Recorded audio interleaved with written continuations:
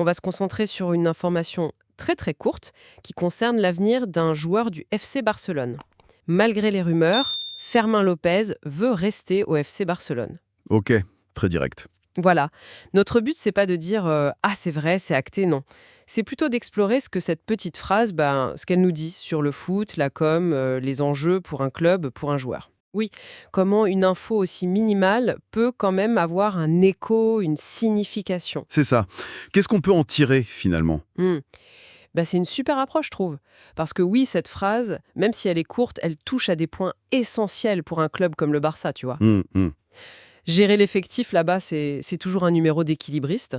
Le Barça, comme tous les grands clubs, il jongle sans arrêt entre ce que veulent les joueurs, ce dont l'équipe a besoin, l'argent, et puis la pression des médias, évidemment. Bien sûr. Et Fermín López, lui, il vient du centre de formation, il a gratté du temps de jeu, c'est typiquement le profil intéressant. Jeune, il a du potentiel, il peut valoir cher. Mais du coup, il peut aussi attirer d'autres clubs, ou alors on peut se poser des questions sur son avenir au sein même du Barça. Oui, c'est logique. Alors, dans ce contexte, une info qui dit «il veut rester», même si on ne sait pas si c'est 100% béton, ça résonne tout de suite avec tous ces enjeux-là. Absolument. Bon, alors, analysons cette phrase de plus près. Malgré les rumeurs, Fermín López veut rester au FC Barcelone. Le cœur du truc, c'est ça. Veut rester. C'est pas juste il reste. C'est une intention. Oui, une volonté personnelle affichée. Exactement. Et cette volonté, elle est mise en opposition directe avec malgré les rumeurs. C'est ce contraste qui est intéressant à creuser, je trouve. Qu'est-ce que ça nous dit au-delà de Fermín López lui-même? Ce qui est assez fascinant ici, c'est le rôle que peut jouer ce genre de déclaration dans tout l'écosystème médiatique du foot.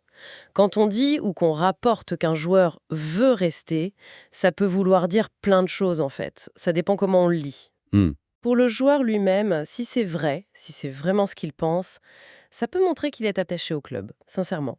Pour un gars formé à la Masia, porter le maillot du Barça, souvent, ça a une valeur symbolique forte, tu vois. Ça dépasse le simple boulot. Ah oui, l'ADN Barça, comme on dit. Voilà. Ça peut aussi vouloir dire qu'il se sent bien, qu'il se sent important, qu'il croit au projet de l'équipe et à son rôle dedans. Il voit peut-être une bonne trajectoire pour lui là-bas. On peut imaginer ça, oui, l'attachement, la fierté, la perspective de s'imposer. Mais est-ce qu'il pourrait pas y avoir aussi un côté un peu plus calculé, disons, un peu stratégique derrière ça, si ça vient vraiment de lui ou de son entourage? Ah, mais c'est tout à fait possible. C'est même assez courant dans ce milieu, soyons honnêtes. Afficher publiquement «je veux rester», ça peut être une façon de se mettre en position de force pour négocier un nouveau contrat, par exemple. Ah oui, genre, regardez comme je suis loyal, augmentez-moi. Ou l'inverse, si le joueur sent que le club hésite, qu'il pourrait le vendre, clamer son amour du maillot, ça peut mettre un peu la pression sur les dirigeants, ou au moins ça envoie un message aux supporters qui peuvent relayer ça. Jouer la carte populaire en quelque sorte. Exactement. Ou alors ça peut juste être une façon de dire stop aux autres clubs qui le contactent peut-être, pour qu'on le laisse tranquille et qu'il puisse se concentrer sur sa saison. D'accord. Mais voilà, le truc, c'est que la source, elle nous donne juste l'info brute, la volonté supposée. Elle dit rien sur le pourquoi du comment, sur les vraies raisons ou la stratégie derrière. Et c'est là que ça devient compliqué d'interpréter. C'est clair. Et puis, il y a l'autre bout de la phrase. Malgré les rumeurs. Alors, de quelles rumeurs on parle? Départ? Prêt? Une embrouille? Il va pas jouer assez? On ne sait pas. Non, c'est flou. Mais ça met bien en lumière ce truc omniprésent dans le foot. Les rumeurs. Ça vient d'où la plupart du temps? Et ça pèse vraiment lourd, ces rumeurs. Ah, les rumeurs, c'est la musique de fond du foot pro. Elles peuvent venir de partout.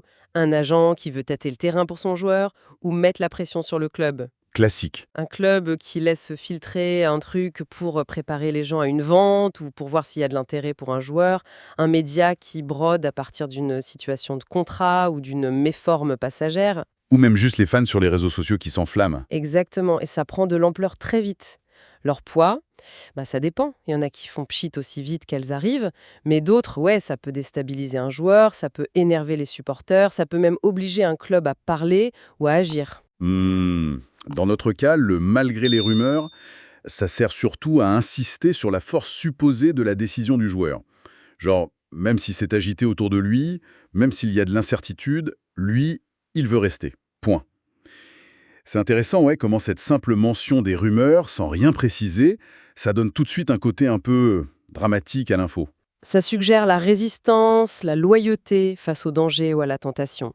Bon, et si on se met à la place du Barça maintenant? Ça vaut quoi pour eux, une déclaration comme ça, même si elle vient juste d'une source unique et très brève? Alors pour un club, et surtout un club comme le Barça, qui a quand même des objectifs très hauts et qui compte beaucoup sur son image, sur ses jeunes talents, la loyauté affichée d'un joueur du cru, c'est généralement bien vu.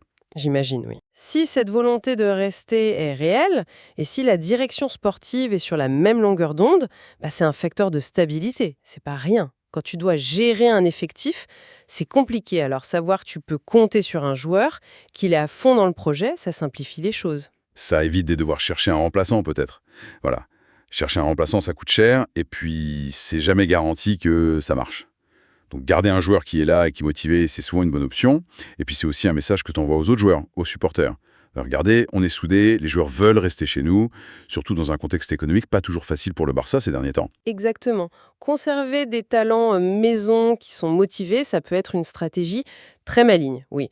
Donc potentiellement, c'est plutôt positif pour le club, pour planifier, pour l'image. Mais revenons à la source elle-même, Martinez Ferrand. Une phrase, pas de contexte, pas de citation directe du joueur.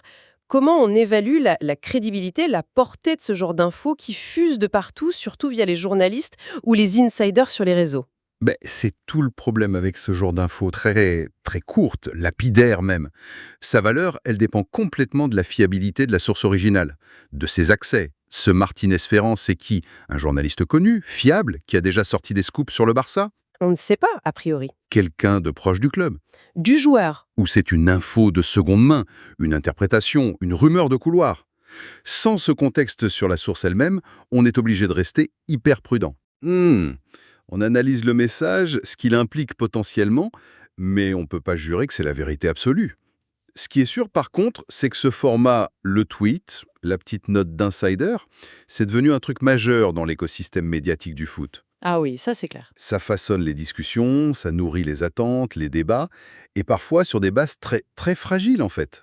On voit bien le truc, ouais. Une info minimale, une source pas forcément identifiable ou vérifiée, mais ça peut quand même avoir un impact, lancer des discussions, influencer ce que les gens pensent.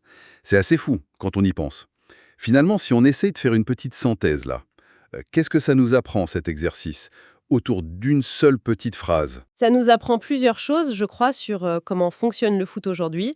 Premièrement, l'importance de la com, qu'elle soit directe ou pas, maîtrisée ou pas. Ce qu'un joueur veut ou ce qu'on dit qu'il veut, c'est une variable super importante dans l'équation compliquée d'un club. D'accord.